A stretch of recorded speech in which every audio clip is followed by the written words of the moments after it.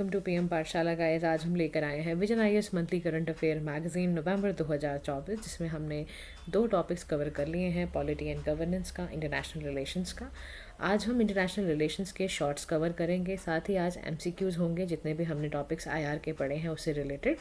तो जो भी बच्चे चैनल पे नए हैं, please do like share and subscribe to PM Pathshala. पिछले लास्ट 2 ईयर्स की videos for current affair starting portion आपको चैनल पे मिलती रहेंगी, और साथ ही टेलीग्राम लिंक को ज्वाइन करिए जो पीएम पाठशाला के डिस्क्रिप्शन बॉक्स पे आपको मिलेगा, जहाँ पर highlighted PDFs, highlighted MCQs, important exams, news information and all.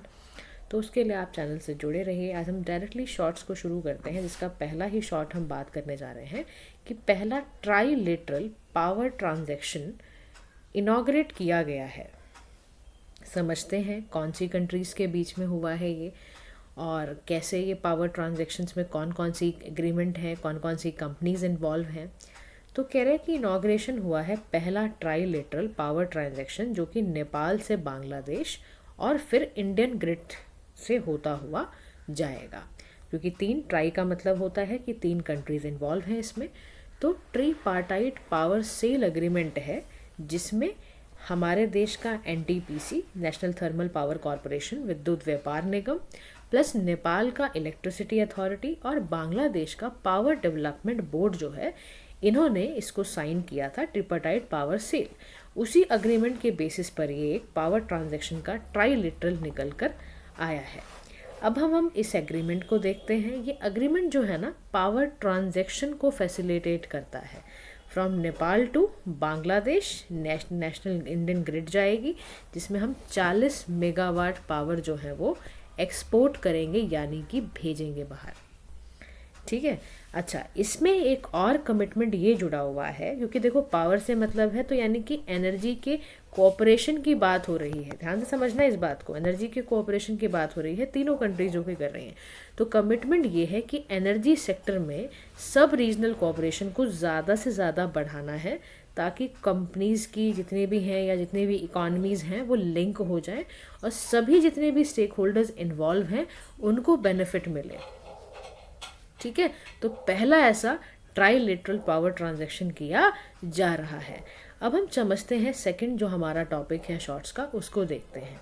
कह रहा है चेन्नई से लेके Vladivostok eastern maritime corridor operational किया गया है, जिसको हम ईस्टर्न मैरीटाइम कॉरिडोर बोलते हैं। और ये इसलिए किया जा रहा है क्योंकि भारत और रूस, यानी रशिया, इंडिया और रशिया दोनों चाहते हैं कि उनके मैरीटाइम टाइज ज़्यादा से ज़्यादा अच्छे होते चले जाएं।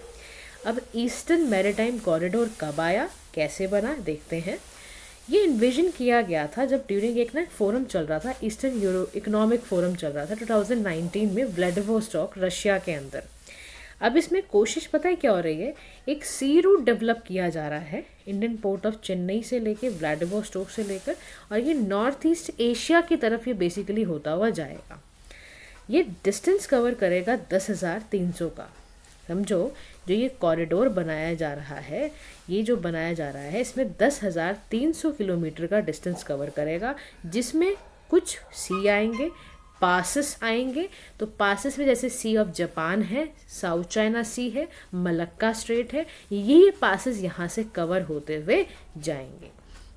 अब हम ये समझते हैं कि देखो, ये चेन्नई से लेके कैसे व्लादिवोस्टॉक तक जा रहा है, और इस कॉरिडोर का सिग्निफिकेंस क्या है। तो इस कॉरिडोर को बनाने से सबसे बड़ा फ़ायदा ये होने वाला है कि हमारी कंट्रीज़ के बीच में जो भी सामान जाता था और इसको जिस लॉजिस्टिक्स से लेकर जाया जाता था, उसकी कॉस्ट रिड्यूस हो जाएगी। यानी कि ये हमारा ट्रांसपोर्टेशन टाइम 16 दिन बाय अराउंड जो लगता था उसको रिड्यूस करेगा। हमारा डिस्टेंस 40% कम हो जाएगा। सोचो कितना बड़ा फ़र्क पड़ रहा है। कह रहा प्रेजेंट जो ट्रेड रूट है मुंबई से सेंट पीटर्सबर्ग रशिया एक स्विच कैनाल से, वो 40 दिन लगाता है और डिस्टेंस 16,666 किलोमीटर ही कवर करता है। तो अभी हमारा काम है कि अगर ये कॉरिडोर बन जाता है चेन्नई से व्लादिवोस्टॉक का, तो इससे ये फ़ायदा सबसे बड़ा होगा कि हमारा जो ट्रांसपोर्टेशन टाइम है वो रिड्यूस हो जाएगा 16 दिन, और डिस्टेंस हमारा 40% जो है वो भी रिड्यूस करेगा। इसी के साथ साथ दूसरा फ़ायदा जो होगा वो होगा इंडिया का मैरीटाइम सेक्टर जो है वो बूम मार जाएगा। कैसे? ये जो सेक्टर है मैरीटाइम, ये 95% सोचो वॉल्यूम ऑफ ट्रेड को हैंडल करता है और 70% कंट्री की ट्रेड वैल्यू को हैंडल करता है। तो कहता है कि देखो, ये आप सोचो कितना बड़ा एक तो पोटेंशियल रखता है। दूसरा, हमारे 2030 का जो एक कॉम्प्लीमेंट एक इंडिया का मैरीटाइम विजन चल रहा है, ये उसको भी बहुत ज़्यादा प्रायोरिटी देता है, जिसमें हम मोर देन 150 इनिशिएटिव्स को आगे से आगे बढ़ा रहे हैं from all areas of maritime sector, है ना। फिर यहाँ पर ये कह रहा है कि साथ ही साथ में ये चाइना के डोमिनेंस को भी एड्रेस करेगा, यानी जो भी पासेस साउथ चाइना सी से बन रहे हैं उनको भी ये डोमिनेट करेगा। कह रहा जो व्लादिवोस्टॉक है ये शॉर्ट डिस्टेंस पे लोकेटेड है from Russia China border. Vladivostok जो है वो बेसिकली लोकेटेड है at a very short distance from Russia China के बॉर्डर पर वो लोकेटेड है। फिर हम अपना ये भी चाहते हैं कि हमारी एक्ट ईस्ट पॉलिसी, जिसको हम पहले क्या बोलते थे, लुक ईस्ट पॉलिसी के नाम से जानते थे, और अब वो एक्ट ईस्ट पॉलिसी 2015 में बनी, तो उससे भी फ़ायदा ये हो जाएगा हमारा कि रशियन के रिसोर्सेज का एक्सेस बढ़ेगा और उससे हमारा इंडिया पैसिफिक ट्रेड नेटवर्क भी बढ़ेगा, हमारा एक्ट ईस्ट पॉलिसी भी बढ़ेगी। तो कह रहा है कि देखो कितने फ़ायदे हैं। तो कह रहा है कि इसके साथ साथ मैं आपको ना कुछ ये भी बता दूं कि और भी कुछ मैरीटाइम हमारा इतना ज़बरदस्त मामला होने वाला है कि मैरीटाइम हमने कॉरिडोर्स को IMEC मैंने आपको वेरी फर्स्ट टॉपिक पढ़ाया ही था अगर आपको याद हो। तो इंडिया जो है ना, middle east Europe economic corridor, इसने G20 लीडर समिट में, जब दिल्ली में, आपको याद है जब G20 की समिट दिल्ली में हो रही थी, तो आपको यहाँ पर इन्होंने क्या करा, हमने ना एक बात प्रपोज कर दी थी एशिया, यूरोप और मिडिल ईस्ट कंट्रीज़ के लिए कि हम एक मैरीटाइम कॉरिडोर बनाते हैं। क्योंकि मैंने आपको इस टॉपिक पे पढ़ाया था इंटरनेशनल रिलेशंस के इसी बार की मैगज़ीन में, आप 2 दिन पहले की वीडियो देखो जिसमें IR हमने जब शुरू ही किया था, तो मैंने आपको बताया था परसों वाली वीडियो में कि IMEC के बनने से सबसे बड़ा फ़ायदा ये हो जाएगा आपको कि हमारा एशिया, यूरोप और मिडिल ईस्ट बूम करेगा। फिर ऐसे ही हमारा एक international north south transport corridor है जो 2000 में बिल्ड हुआ, ताकि ट्रांसपोर्ट कॉरिडोर लिंक हो जाए रशिया के बाल्टिक सी कोस्ट के साथ और इंडिया के वेस्टर्न पोर्ट के साथ। ठीक है, तो ऐसे ही हम नए नए तरीके के मैरीटाइम कॉरिडोर्स को तैयार कर रहे हैं ताकि हमारा ज़्यादा से ज़्यादा वॉल्यूम ऑफ ट्रेड अच्छा हो जाए, और सेकेंडली हमारा काम क्या हो, हम चाइना के भी जो काउंटर कर पाएँ उनके इन्फ्लुएंस को, उनके BRI इनिशिएटिव को। इसलिए हमने ऐसी कोशिशों में हम लगे हुए हैं। Now move to the next topic, जो हमारा थर्ड शॉर्ट है। वो कहता है कि US, जापान और साउथ कोरिया ने DG नेटवर्क पे सिग्नेचर्स करे हैं। ध्यान से समझना, US, जापान और साउथ कोरिया ने DG यानी digital infrastructure growth initiative for India framework पर इन्होंने साइन किया है, ताकि अपने कॉपरेशन को US, जापान ही सब आपस में मिलकर ना एक पार्टनरशिप कर रहे हैं। कौन कौन है? US है, जापान है, साउथ कोरिया और इंडिया है। ये जो DG है इसका फ्रेमवर्क है क्या? इसका ये ऑब्जेक्टिव है कि हमारा कोलैबोरेशन बढ़े, हमारा प्राइवेट सेक्टर बूम करे, हमारे देश का डिजिटल इंफ्रास्ट्रक्चर अच्छा हो जाए। तो इसमें ना कई प्राइवेट एजेंसीज भी यूज़ हो रही हैं जो पार्टनर बनेंगी हमारी, चाहे वो US का इंटरनेशनल डेवलपमेंट फाइनेंस कोऑपरेशन हो, चाहे जापान बैंक हो, चाहे एक्सपोर्ट एक्सचेंज बैंक हो कोरिया का। तो ये जो समझ रहे हो, ये सारे के सारे पार्टनर्स हैं जो इसमें काम करेंगे मिलके। इम्प्लीमेंट करने के लिए इसके प्रोजेक्ट को IT के या आपके कम्युनिकेशन सेक्टर के या 5G को या ओपन रैन को करने के लिए ये सारे ऑप्टिकल फाइबर नेटवर्क्स लगाए जाएंगे, स्मार्ट सिटी तैयार की जाएगी, डेटा सेंटर पे आप प्रिपेयर होगा, AI, क्वांटम टेक्नोलॉजी की सभी के सभी इसमें प्रिपेयर करने वाले हैं। इसी के साथ साथ DPI है, यानी डिजिटल पब्लिक इंफ्रास्ट्रक्चर, इंडिया वाले को भी हमें ध्यान से देखना है। कह रहा भारत ऐसा पहला कंट्री है जो 3 फाउंडेशनल DPI को बिल्ड कर रहा है थ्रू इंडिया स्टैक। यानी आधार लगाएंगे हम, रियल टाइम रैपिड पेमेंट के लिए UPI लगाएंगे, कुछ डेटा शेयरिंग आर्किटेक्चर तैयार करेंगे, डेटा एम्पावरमेंट, प्रोटेक्शन आर्किटेक्चर वगैरह हम तैयार करेंगे। हम ऐसा क्यों कर रहे हैं? क्योंकि हम चाहते हैं कि हमारे देश में भी इंक्लूसिव डेवलपमेंट हो जाए। आप देखो 2014 से ही फाइनेंशियल इंक्लूजन के लिए प्रधानमंत्री जनधन योजना लाई गई। ठीक है, उसमें भी हम फाइनेंशियल इंक्लूजन चाहते थे। कह रहा उसको और बूम करने के लिए, उस पॉलिसी को, उस स्कीम को और बूम करने के लिए और बूस्ट करने के लिए डीपीआई इंफ्रास्ट्रक्चर इतना बढ़िया काम करेगा कि अगर आप 2018 से 23 का डेटा उठाओगे तो उससे डीपीआई की वजह से, स्पेसिफिकली डिजिटल पब्लिक इंफ्रास्ट्रक्चर बनाने की वजह से 80% फाइनेंशियल इंक्लूजन हुआ है। यानी डायरेक्ट बेनिफिट ट्रांसफ़र ने बहुत बहुत ज़्यादा रोल निभाया है। चाहे वो डीबीटी हो, डायरेक्ट अकाउंट में बेनिफिशियरी के पैसा जा रहा हो, ये सब ने बहुत ज़्यादा सपोर्ट सिस्टम बनाया है डिजिटल पब्लिक इंफ्रास्ट्रक्चर की वजह से। दूसरा, डीपीआई इंडिया में आने से इकोनॉमिक ग्रोथ भी बढ़ेगी। कह रहा है इससे स्पीडअप होगा, 33% फाइनेंशियल सेक्टर और बूम कर जाएगा।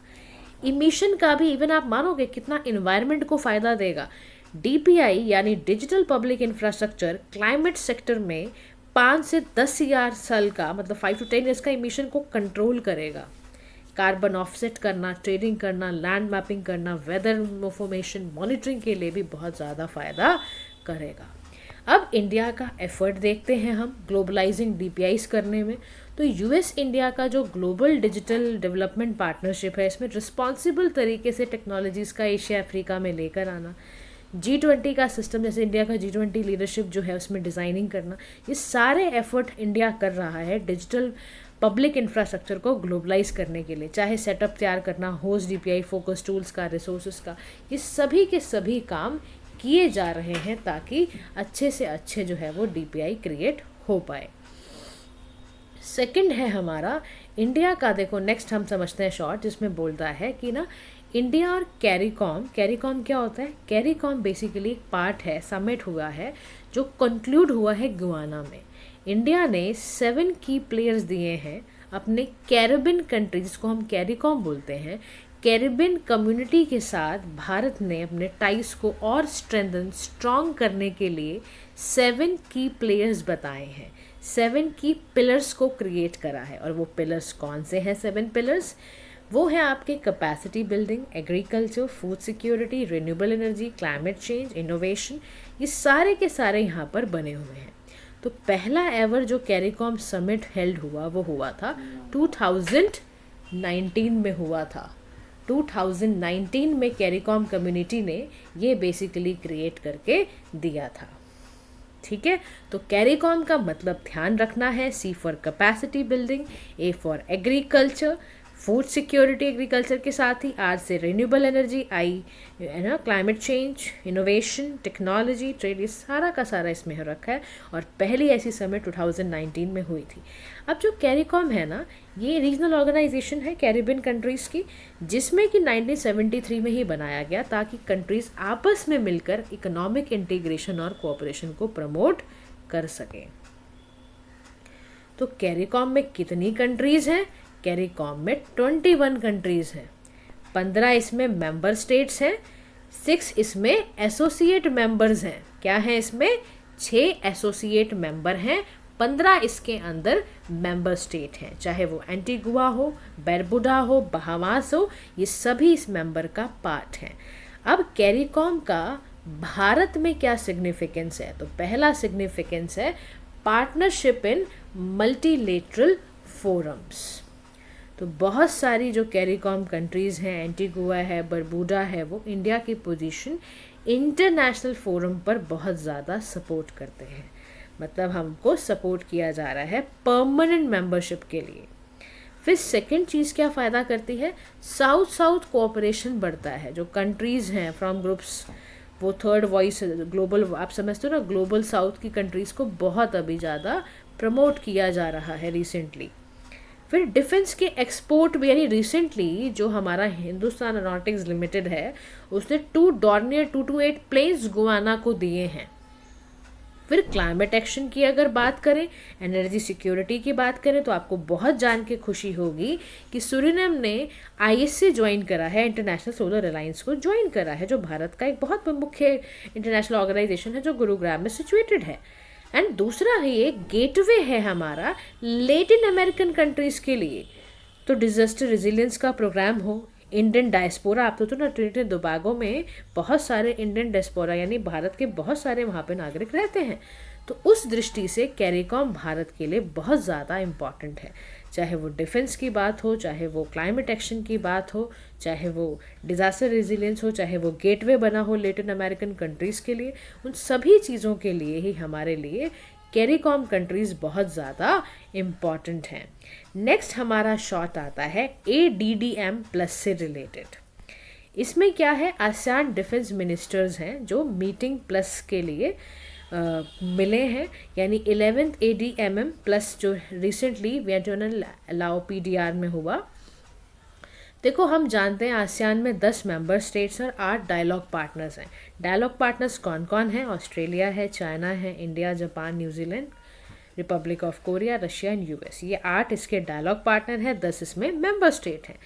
इसका जो इनॉग्रल मीट हुआ वो हनोई वियतनाम 2010 में हुआ। आप सभी जानते हो कि ADMM+ कब हुआ है? हनोई में।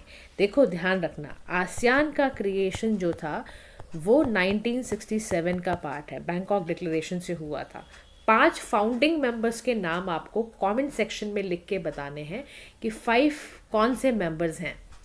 अब हम ये देखते हैं कि ADM++ जो है ना, ये 2017 से हर साल हो रही है, ताकि कंट्रीज़ का डायलॉग कोऑपरेशन एशियंस आसियान यानी कि और जो प्लस कंट्रीज़ हैं यानी 8 डायलॉग पार्टनर्स हैं उनके साथ अच्छा चल पाए। अब यहाँ पर एक करते क्या है, मिलने के बाद इनकी सिक्योरिटी की और ना डिफेंस प्लानिंग होती है, ताकि पीस कैसे रखना है रीजन में, डेवलपमेंट कैसे करनी है, स्टेबिलिटी कैसे बनानी है, उसके लिए होती है ये।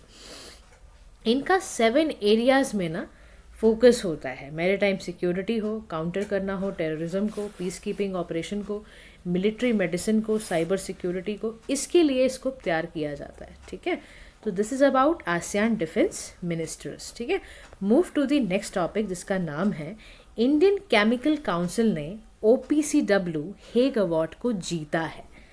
तो अगर ये क्वेश्चन आ जाए, कौन से काउंसिल ने, किस ऑर्गेनाइजेशन ने इस 2024 का OPCW, जिसको हम organization for the prohibition of chemical weapon कहते हैं, वो अवार्ड किसको मिला है? तो ध्यान रखना, उसका नाम है द इंडियन केमिकल काउंसिल। ठीक है, ये ऑर्गेनाइजेशन ना ये चेक करती है, अवार्ड उनको देती है जिन्होंने ना केमिकल सेफ्टी के अकॉर्डिंग काम किया हो, केमिकल वेपन कन्वेंशन के कंप्लायंस में काम किया हो। तो ऐसा पहली बार हो रहा है कि केमिकल इंडस्ट्री बॉडी को अवार्ड मिल रहा हो। ध्यान से सुनना, हेग अवार्ड 2014 में इस्टेब्लिश हुआ था। OPCW पे जो भी कंट्रीब्यूट करते हैं उनको दिया जाता है। अच्छा, केमिकल वेपन जो कन्वेंशन है वो 1997 में आई। 193 स्टेट पार्टी जो है वो इसका पार्ट है।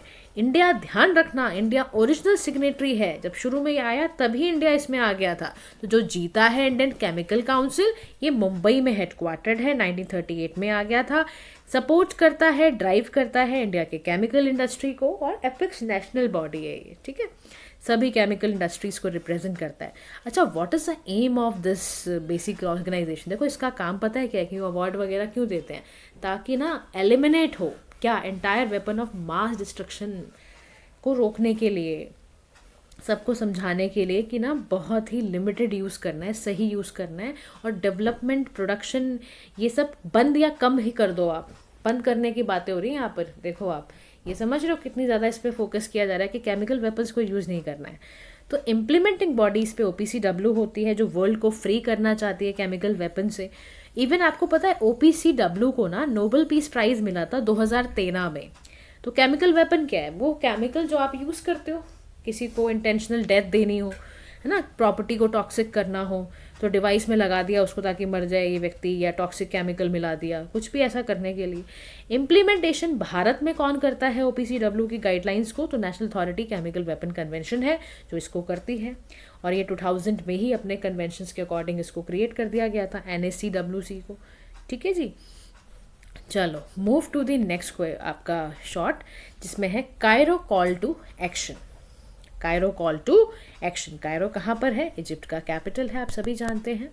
तो वर्ल्ड का जो अर्बन फोरम है उसमें 12th एडिशन हुआ, जो कायरो इजिप्ट में हुआ, और यहाँ पे मिलने के बाद इन्होंने क्या किया, 10 point Cairo call to action यहाँ पर बनाया। ये यूनाइटेड नेशंस द्वारा क्रिएट किया गया है, प्रीमियर ग्लोबल कॉन्फ्रेंस है, सस्टेनेबल ऑर्गेनाइजेशन करने पे ध्यान देती है ये। यहाँ पे इन्होंने क्या बोला? इन्होंने ये बोला है यहाँ पर कि आपको अर्जेंट नीड क्यों नहीं समझ आती है कि ग्लोबल हाउसिंग क्राइसिस हो सकता है, अर्बन स्पेस घिरते जा रहे हैं, आप ठीक ढंग से प्लानिंग नहीं कर रहे हो, लोकल आउटकम्स बेटर डिलीवर करने के लिए आपको अभी से कुछ प्रयत्न करने पड़ेंगे। तो ग्लोबल गोल्स को थ्रू लोकल एक्शन ही कह रहा है कि तभी अचीव हो पाएंगे ग्लोबल गोल्स हमारे, जब हम लोकल एक्टर्स को सभी लेवल पर बैठाएंगे। तो हम लोग को क्या करना है, अनलॉक करना है फाइनेंस सिटी से, कम्युनिटी से, ग्रास रूट लेवल तक डेटा बनाओ और वहाँ से डिसीजन उठाओ। कल्चर, हेरिटेज सबको एक एसेट की तरह लेके हुए चलना है।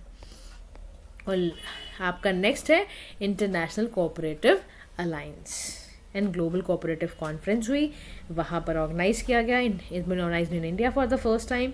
तो जो 130 लॉन्ग ईयर्स में अब जाके पहली बार इंडिया में इंटरनेशनल कोऑपरेटिव अलायंस हुई है, जिसकी इस बार की थीम थी cooperative build prosperity for all, alliance with India's vision of सहकर से समृद्धि, सहकर, ठीक है, सहकर से समृद्धि, प्रॉस्पेरिटी थ्रू कोऑपरेशन।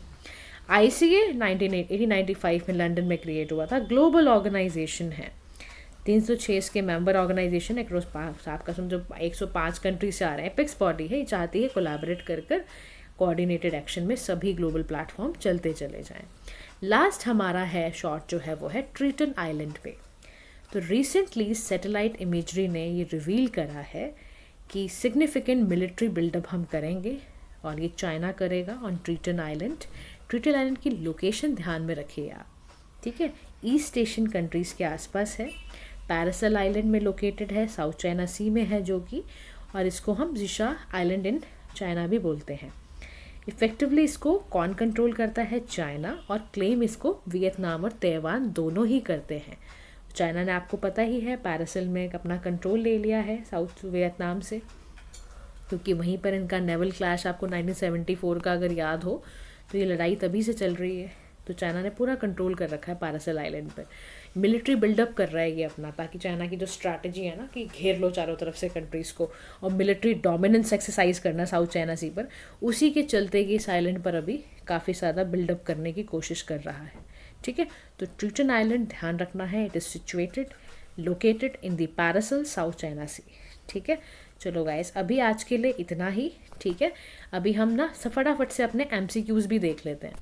तो MCQs आपको देख के ये समझ में आ जाएगा कि किस तरह के क्वेश्चंस आपके एग्ज़ाम में आने वाले हैं और आपको कितना समझ में आ रहा है वीडियो देख के, तो वो भी क्लैरिटी आपको मिल जाएगी। तो देखो जी, आंसर मैंने दिए हुए हैं लेकिन I will not show in the video, उसके लिए आप टेलीग्राम वाले पे, क्योंकि मैं PDF डालूंगी, वहाँ से देख लेना। आप आंसर्स करो ना, आप आंसर्स करो, देखो आपको कितने आ रहे हैं। तो first question is related to IMEC only, next one is related to G20 countries के ग्रुपिंग पूछी है जी, कौन कौन सी कंट्रीज इन्वॉल्व हैं। नेक्स्ट आपका क्वेश्चन है free trade agreement, trade partners ASEAN के कौन कौन से हैं इसमें से। Broad based trade and investment जो है वो न्यूज़ में था, वो किससे रिलेटेड था वो आपको बताना है। फिर इसमें ना मिनिस्ट्री ऑफ एक्सटर्नल अफेयर्स का मैंने क्वेश्चन डाला है, माइग्रेशन एंड मोबिलिटी एग्रीमेंट से रिलेटेड है। MTCR से रिलेटेड एक क्वेश्चन डाला हुआ है, और ईस्टर्न मैरीटाइम कॉरिडोर से रिलेटेड एक क्वेश्चन है, ठीक है। एक कैरिकॉम कंट्री से रिलेटेड क्वेश्चन है, ठीक है, और एक कायरो कंसेंसस से रिलेटेड क्वेश्चन है आपका, वो आपको बताना है कि कौन सा इसमें से ठीक है। तो guys, this is all for today, ठीक है। Thank you so much for listening, do like share and subscribe to PM Pathshala. Have a nice day to all.